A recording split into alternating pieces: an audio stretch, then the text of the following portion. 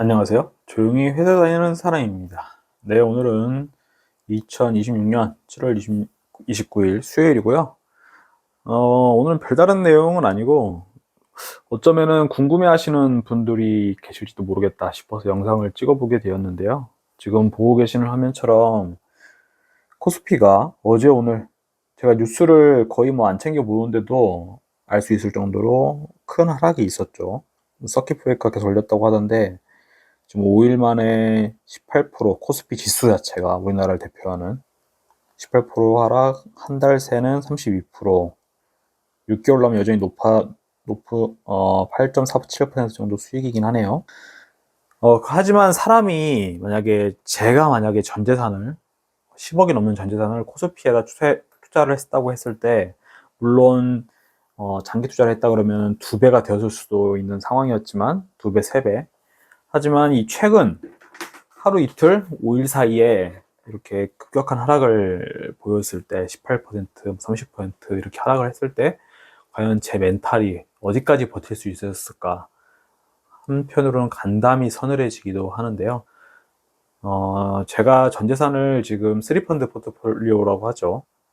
이렇게 보시는 것처럼 존버글이 건조더미에서 바늘을 찾으려고 하지 말고 건조더미 전체를 사라 이렇게 비유를 했던 것처럼 전 세계 주식을 사서 모으는 전략을 저는 쓰고 있고, 그래서 S&P 500 그리고 S&P 500을 제외한 나머지 국가들에 대한 주식들, 여기에 지금 하이닉스랑 그리고 뭐 TSMC, 삼성전자가 포함되어 있어 가지고 이것도, 하지만 그 비중이 워낙에 많은 종목들이 있다 보니까 아주 큰 건 아니어 가지고 직접적인 코스피나 코스닥처럼 큰 타격이 있지는 않았지만 이렇게 하락을 지난밤에 기록을 했고요.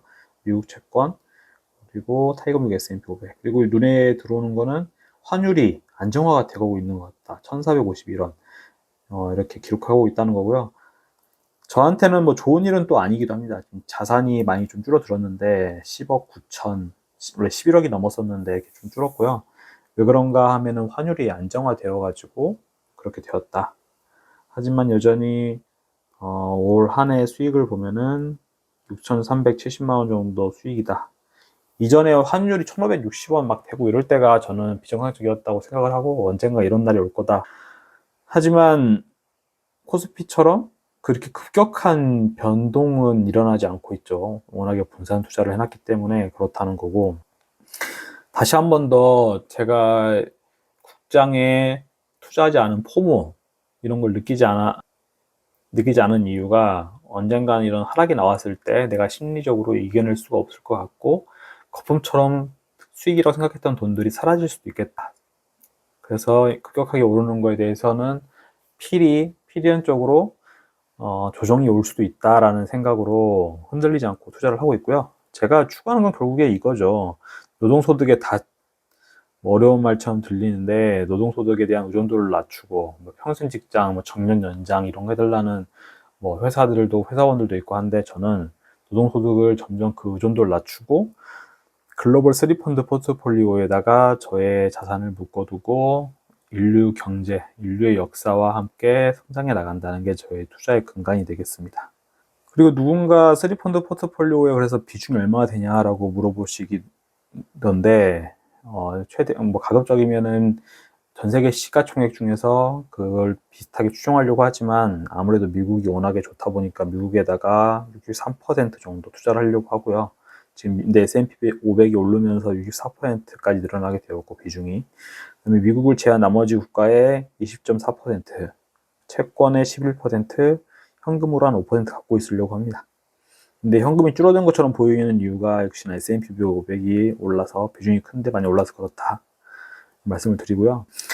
제가 이게 지금 만들어 놓은 홈페이지, 제 개인적으로 보기 위한 홈페이지를 만들어 놨는데 많은 내용들이 있지만, 여기서 제가 드리고 싶은 내용, 말씀드리고 싶은 것들, 전 재산을 주식에 투자하고 있고 집도 없는 무주택자지만 전혀 심리적인 동요, 코스피가 이렇게 많이 하락하고 있는 걸 보면서도 내 주식은 괜찮을까 하는 두려움이나 그런 망설임이 없는 이유는, 이렇게 전 세계에 투자를 해놓고 인류 발전, 인류 경제 성장, 이걸 따라가는 거를 저의 투자 목표, 투자 목적으로 두고 있기 때문입니다. 그렇기 때문에 인류가 다 같이 힘들어질 때가 있으면은 또 좋아질 때가 있는 거고, 근데 그렇지만 코스피 같은 경우에는 한국에만 완전히 좀 국한되어 있는 포트폴리오잖아요. 그래서 한국이 삼성전자 하이닉스가 D램 반도체 HBM으로 호황일 때는 이렇게 호황이었다가 혼자서 하락할 때는 이렇게 하락을 해버리고,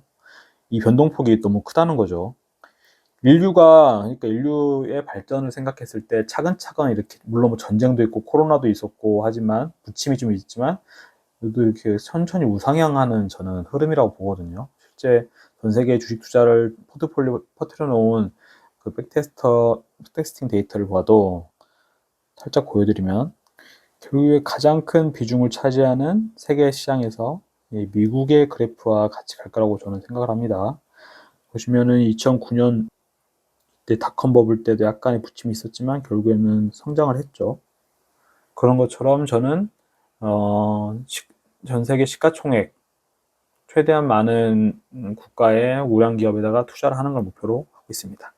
저는 아무리 그 코스피 코스닥이 급등락이 나오고 삼성전자가 엄청 오르고 SK하이닉스가 급등하고 뭐 하이닉스 레버리지가 있다고 해도 거기에 관심을 갖지 않고, 저는 지금 하고 있는 투자를 꾸준히 이어나가겠다 이 생각으로 늦어도 천천히 마음고생하지 않고 가겠다.